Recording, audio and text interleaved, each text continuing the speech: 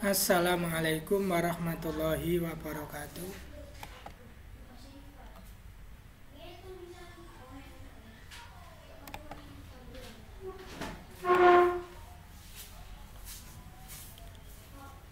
Sebelumnya marilah kita buka pembelajaran ini dengan bacaan basmalah. Bismillahirrahmanirrahim. Gimana kabar anak-anakku sekalian pada pagi hari ini? Semoga Anda sekalian sehat semua dan bisa mengikuti pembelajaran pada pagi hari ini dengan mapel KMD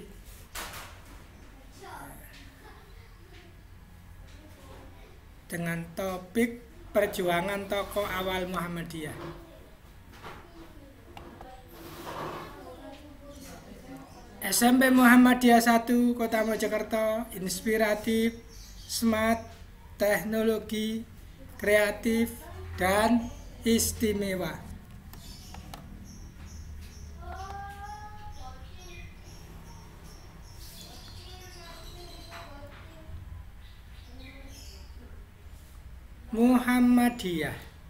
Muhammadiyah menjadi salah satu organisasi Islam di dunia dengan cabang dan ranting yang terbesar di seluruh Indonesia bahkan mancanegara seperti Singapura dan Malaysia.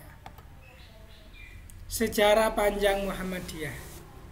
Sejak didirikan pada tanggal 18 November 1912 Miladiah bertepatan dengan 8 Dzulhijjah tahun 1330 Hijriah, Muhammadiyah telah menghadapi banyak fase, mulai dari penjajahan Belanda, perjuangan kemerdekaan, pemerintahan Soekarno, Soeharto, Habibie, Gus Dur, Megawati, SBY hingga kini di zaman periode Jokowi yang kedua kalinya. Muhammadiyah telah menyelenggarakan 47 muktamar untuk memilih pucuk pimpinan organisasi. Bahkan tahun ini 2020 seharusnya ada muktamar ke-48 yang diadakan di Surakarta, namun diundur karena wabah pandemi corona. 1 abad lebih Muhammadiyah telah berkiprah. Sebelum Kiai Haji Ahmad Dahlan wafat, beliau berpesan kepada sahabat-sahabatnya untuk menyerahkan tongkat estafet kepemimpinan Muhammadiyah pada Kiai Haji Ibrahim. Kiai Haji Ibrahim adalah adik kandung Nyai Dahlan, artinya adik ipar Kiai Haji Ahmad Dahlan yang lahir di Kauman 1874 Masehi. Ayahnya adalah seorang penghulu Kesultanan Yogyakarta, Kiai Haji Fadil Rahmaningrat. Kiai Haji Ibrahim selalu mengenakan jubah panjang dan sorban.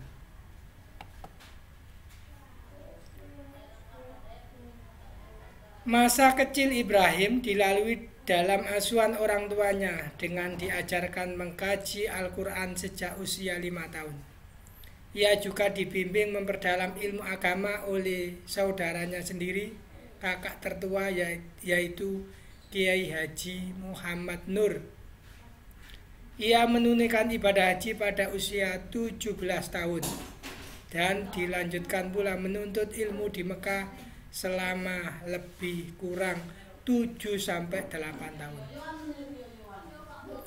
Pada tahun 1902 ia pulang ke tanah air karena ayahnya sudah lanjut usia. Kiai Haji Ibrahim yang selalu mengenakan jubah panjang dan sorban dikenal sebagai ulama besar dan berilmu tinggi. Setibanya di tanah air, Kiai Haji Ibrahim mendapat sambutan yang luar biasa dari masyarakat. Banyak orang berduyun-duyun untuk mengaji ke hadapan Kiai Haji Ibrahim. Beliau termasuk seorang ulama besar yang cerdas, luas wawasannya, sangat dalam ilmunya dan disegani. Ia hafid Al-Quran dan ahli qiraah, seni baca Al-Quran, serta mahir berbahasa Arab. Sebagai seorang Jawa, ia sangat dikagumi oleh banyak orang karena keahlian dan kefasihannya dalam penghafalan Al-Quran dan bahasa Arab. Pernah orang begitu kagum dan takjub ketika dalam pidato pembukaan khutbah Al-Urus atau khutbah nikah atau khutbah iftitah itu sebelum akad nikah itu Kongres Muhammadiyah ke-19 di Bukit Tinggi Sumatera Barat pada tahun 1939. Ia menyampaikan dalam bahasa Arab yang fasih.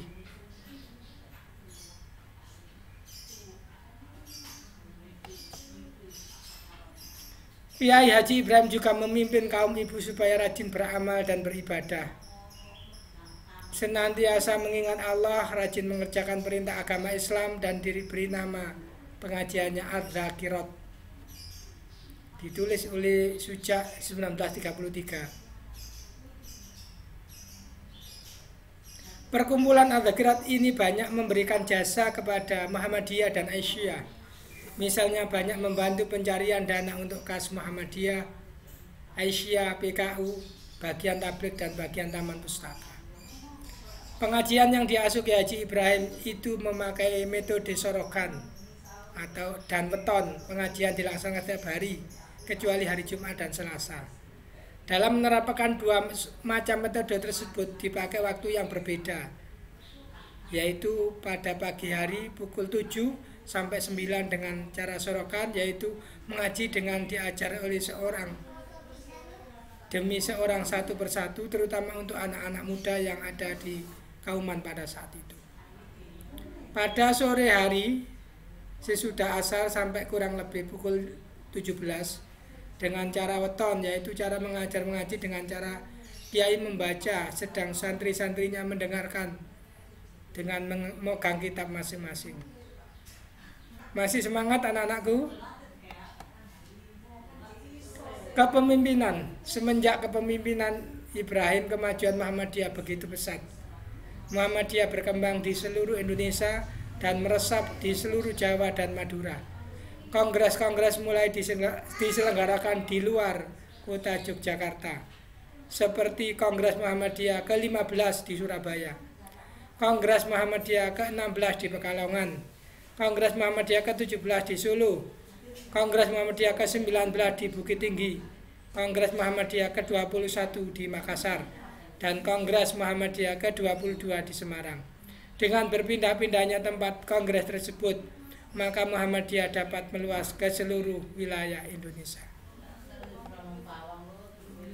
Prestasi kepemimpinan. Menurut catatan Bapak A.R. Fakhruddin 1991, pada masa kepemimpinan Kiai Haji Ibrahim, kegiatan-kegiatan yang dapat dikatakan menonjol, penting dan patut dicatat adalah pada tahun 1924 Ibrahim mendirikan Fond Dahlan yang bertujuan membiayai sekolah untuk anak-anak miskin. Pada tahun 1925 ia juga mengadakan khitanan massal. Di samping itu ia juga mengadakan perbaikan badan perkawinan untuk menjodohkan putra-putri keluarga Muhammadiyah. Dakwah Muhammadiyah juga secara gencar disebarluaskan ke luar Jawa. A.R. Fakhruddin 1991. Pada periode kepemimpinan Ibrahim, Kiai Haji Ibrahim maksudnya, Muhammadiyah sejak tahun 1928 mengirim putra-putri lulusan sekolah-sekolah Muhammadiyah, mu'allimin, mu'allimat, tabligh school, normal school ke seluruh pelosok tanah air yang kemudian dikenal dengan anak panah Muhammadiyah. A.R. Fakhruddin 1991.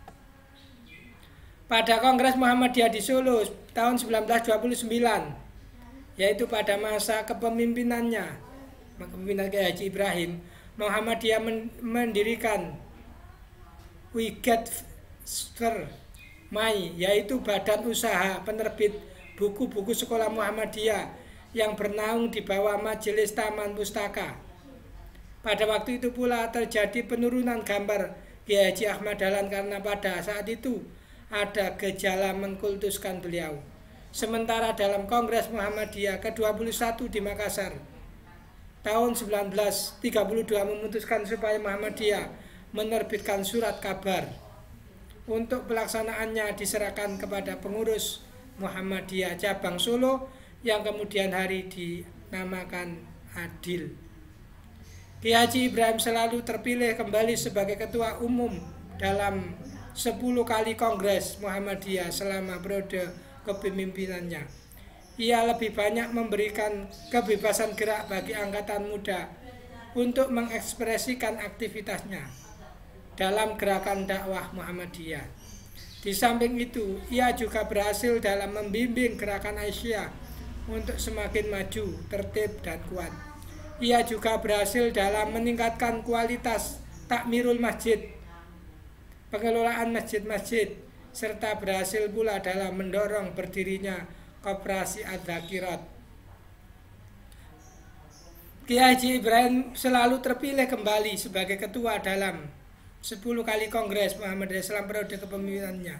Ia lebih banyak memberikan kebebasan gerak bagi angkatan muda untuk mengekspresikan aktivitasnya dalam gerakan dakwah Muhammadiyah. Di samping itu ia juga berhasil dalam membimbing gerakan Asia untuk semakin maju, tertib, dan kuat. Ia juga berhasil dalam meningkatkan kualitas takmirul masjid, serta berhasil pula dalam mendorong berdirinya Koperasi Adz-Dzakirat.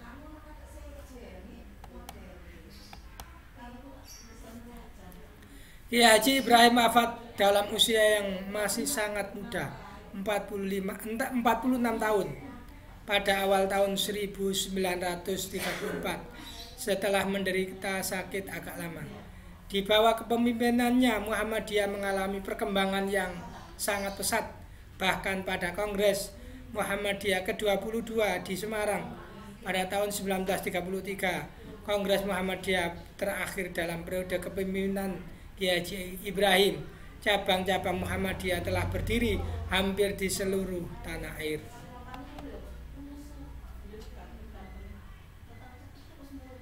Sekian, terima kasih, sampai jumpa pertemuan selanjutnya. Tetap semangat ya dalam belajar di rumah. Wassalamualaikum warahmatullahi wabarakatuh.